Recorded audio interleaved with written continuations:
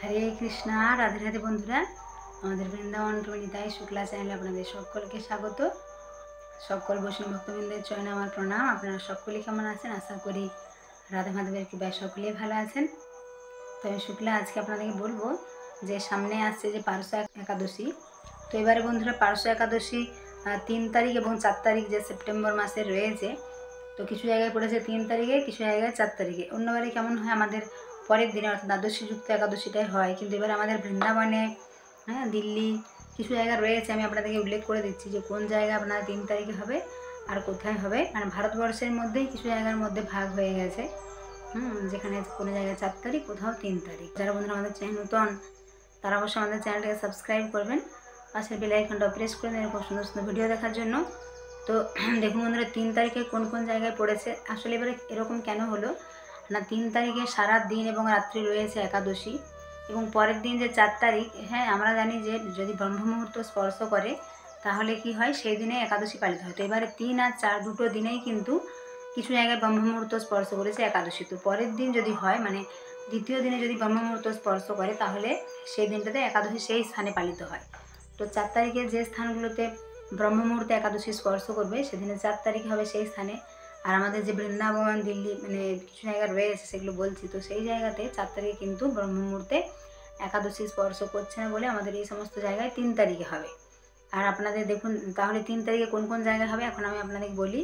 দিল্লি, বৃন্দাবন, উত্তরপ্রদেশ, মুম্বাই, পুনে, মহারাষ্ট্র, চেন্নাই, তামিলনাড়ু, ভুবনেশ্বর, উড়িষ্যা, ঝাড়খণ্ড, ছত্তিশগড়, উত্তরাখণ্ড, হিমাচল প্রদেশ, পাঞ্জাব, হরিয়ানা, রাজস্থান, গুজরাট, মধ্যপ্রদেশ।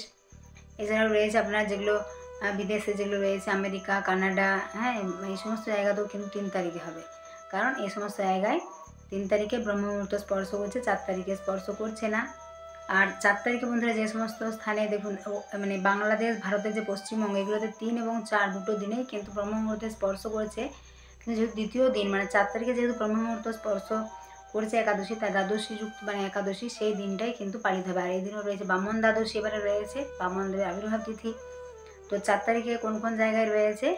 বাংলাদেশ, ভারতের পশ্চিমবঙ্গ, বিহার, শিলং, মেঘালয়, গৌহাটি, অসম, আগরতলা, ত্রিপুরা, মিজোরাম, মণিপুর, নাগাল্যান্ড, অরুণাচল প্রদেশ, সিকিম, আন্দামান নিকোবর দ্বীপপুঞ্জ, নেপাল, ভুটান, এই সমস্ত জায়গাগুলো রয়েছে 4 তারিখে। তো আপনারা 4 তারিখে একাদশী পালন করবেন।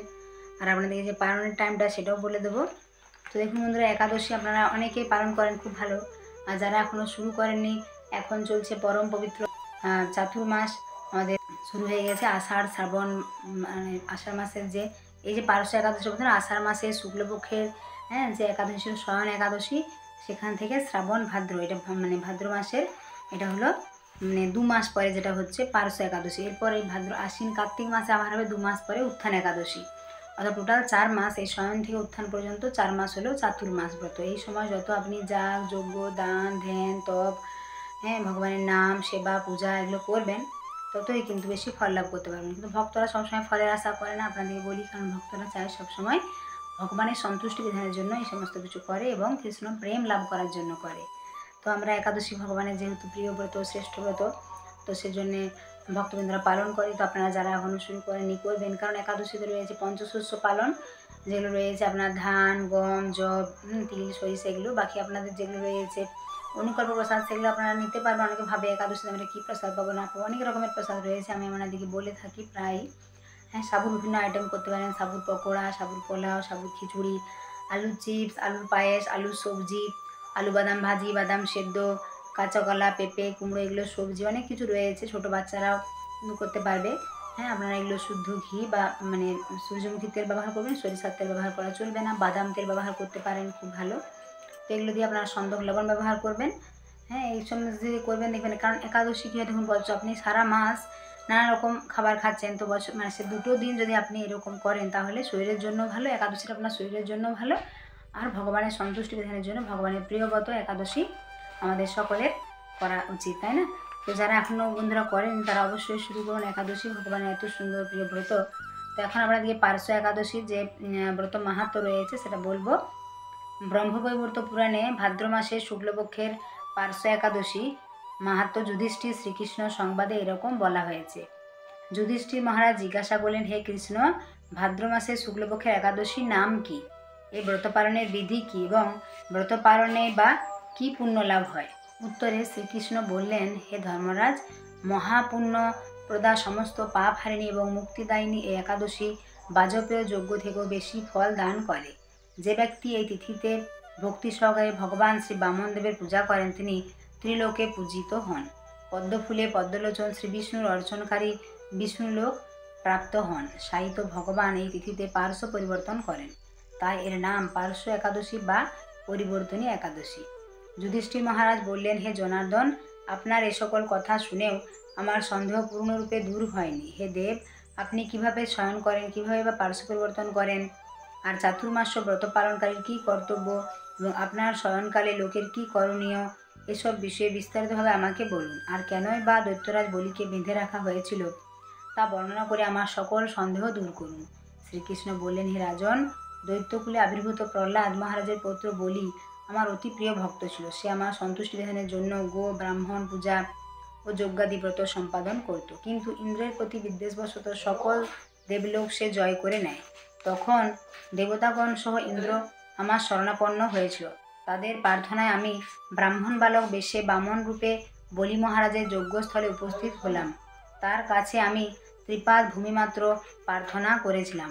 সেই তুচ্ছ বস্তু থেকে আরও শ্রেষ্ঠ কিছু সে আমাকে দিতে চাইলেও আমি কেবল ত্রিপাদ ভূমি গ্রহণে স্থির থাকলাম। দৈত্যগুরু শুক্রাচার্য আমাকে ভগবান রূপে জানতে পেরে বলি মহারাজকে ওই দান দিতে নিষেধ করল, কিন্তু সত্যাশ্রয়ী বলি গুরু নির্দেশ অমান্য করে আমাকে দান দিতে সংকল্প করল। তখন আমি এক পদে নিচে সপ্তলোক, আরেক পদে উপরে সপ্তভুবন অধিকার করে নিলাম। পুনরায় তৃতীয় পদে স্থান চাইলে সে তার মাথা পেতে দিল। আমি তার মস্তকে তৃতীয় পদ স্থাপন করলাম। তার আচরণে সন্তুষ্ট হয়ে আমি সর্বদা তার কাছে বাস করার প্রতিশ্রুতি দিলাম। ভাদ্র শুক্লপক্ষে একাদশীতে ভগবান শ্রী বামনদেবের এক মূর্তি বলি মহারাজের আশ্রমে স্থাপিত হয়। দ্বিতীয় মূর্তি ক্ষীরসাগরে অনন্তদেবের কোলে শয়ন একাদশী থেকে উত্থান একাদশী পর্যন্ত 4 মাস শয়ন অবস্থায় থাকেন। এই 4 মাস যে ব্যক্তি নির্দিষ্ট নিয়ম ব্রত বা জপ তপ ব্যতীত দিন যাপন করে সেই মহামূর্খ জীবিত থাকলেও তাকে মৃত বলে জানতে হবে। শ্রাবণ মাসে শাক, ভাদ্র মাসে দই, আশ্বিনে দুধ, কার্তিক মাসে মাসকলাই বর্জন করে এই 4 মাস শ্রীকৃষ্ণের আরাধনা করতে হয়। প্রতিটি একাদশী ব্রত যথাযথ পালন করতে হয়। সাহিত্য ভগবান পার্শ্ব পরিবর্তন করেন বলে একাদশী মহাপুণ্য ও সকল অভীষ্ট প্রদাতা। এই একাদশী ব্রত পালনে 1,000 অশ্বমেধ যজ্ঞের ফল পাওয়া যায়। তো সকলে প্রেম সে বলুন জয়। পার্শ্ব পরিবর্তন একাদশী মাহাত্ম্য কি জয়। তো এখন বন্ধুরা আপনাদেরকে পালন টাইমটা বলে দেব।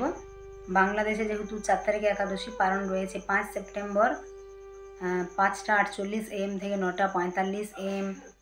পশ্চিমবঙ্গে রয়েছে 4 সেপ্টেম্বর একাদশী, 5 সেপ্টেম্বর পালন 5টা 20 AM থেকে 9টা 29 AM। আর দিল্লি, বৃন্দাবন, উত্তরপ্রদেশ এই সমস্ত জায়গাতে 3 তারিখে একাদশী রয়েছে, পালন হবে 4 তারিখে 10টা 19 থেকে 10টা 24। এটা এবারে কিন্তু বন্ধুরা এমন পালন টাইম পড়েছে 5 মিনিটের জন্য, মানে দিল্লিতে, বৃন্দাবন, উত্তরপ্রদেশ এগুলো দেখুন 10টা 19 মানে 20, 21, 22, 23, 24 মানে 5 মিনিটের মধ্যে পালন। আপনাদেরকে কিন্তু হাতে জল মহাপ্রসাদ নিয়ে রেডি থাকতে হবে এবং পালন টাইম হলেই কিন্তু পালন করে নিতে হবে। কারণ দেখুন আমরা যখন কোনো একটা ব্রত করি, হ্যাঁ, ঠিক টাইমে পালন করাটা মানে সে ব্রতটা মানে সম্পূর্ণ হয়, তাই না? তো যখন যেরকম পড়ে তা আমাদের তো কিছু করার নেই এটা, তাই না? তো এখন আপনারা সুন্দর করে একাদশী পালন করবেন। একাদশী যে অনুকল্প প্রসাদ রয়েছে সেগুলো নেবেন। আর সেই দিনে আপনারা যদি আপনাদের নিকটস্থ ইস্কন মন্দির থাকে, নামহট্ট সেন্টার, সেখানে যেতে পারেন। একাদশীতে ভগবানের দিব্য শৃঙ্গার হয়, আপনারা দর্শন করতে পারবেন। তাছাড়া আপনারা মোবাইলের মাধ্যমেও মায়াপুরে ইস্কনের, বৃন্দাবন ইস্কনের খুব সুন্দর ভগবানের শৃঙ্গার হয়, আরতি দর্শন করতে পারবেন, শৃঙ্গার দর্শন করতে পারবেন। বাড়িতেও হ্যাঁ ভগবানকে সুন্দর করে শৃঙ্গার করবেন, ভোগ নিবেদন করবেন, হ্যাঁ ভগবানের নাম সংকীর্তন এগুলো করবেন, ভগবানের গ্রন্থ অধ্যয়ন করবেন, এগুলো সুন্দর করে পালন করুন। ভগবানের সেবা পূজার সঙ্গে জড়িত থাকুন। আরেকটা বিষয় বন্ধুরা, বৃন্দাবনে এখন অনেক জায়গাতে জল অনেক বেড়ে গেছে। তো অনেক ভক্তদিকে মানে অনেক ভক্তরা আসার জন্য বলেছিল, তো কিছু তো করার নেই। দেখুন এগুলো তো প্রাকৃতিক দুর্যোগ, প্রকৃতির নিয়ম, কী করা যাবে। কারণ এই বছর ভারতবর্ষের বিভিন্ন জায়গাতে অনেক জল বেড়েছে। হ্যাঁ, তো এরকম জল বাড়ার জন্য একটু অসুবিধা হয়েছে। তো কিছুদিন সমস্যা থাকবে, আবার ঠিক হয়ে যাবে। তো সকলে ভালো থাকবেন, সুস্থ থাকবেন। আর যারা এই সময় আসতে চান জলের মাঝে তারা সাবধানে আসবেন। কারণ মানে 2023 সালে যেমন বন্যা হয়েছিল, তো এবছরও অতটা হয়নি, কিন্তু অনেক জায়গাতে জল অনেক বেড়ে গেছে। তো সকলে ভালো থাকবেন, সুস্থ থাকবেন। সকলে প্রেম সে বলুন রাধে রাধে।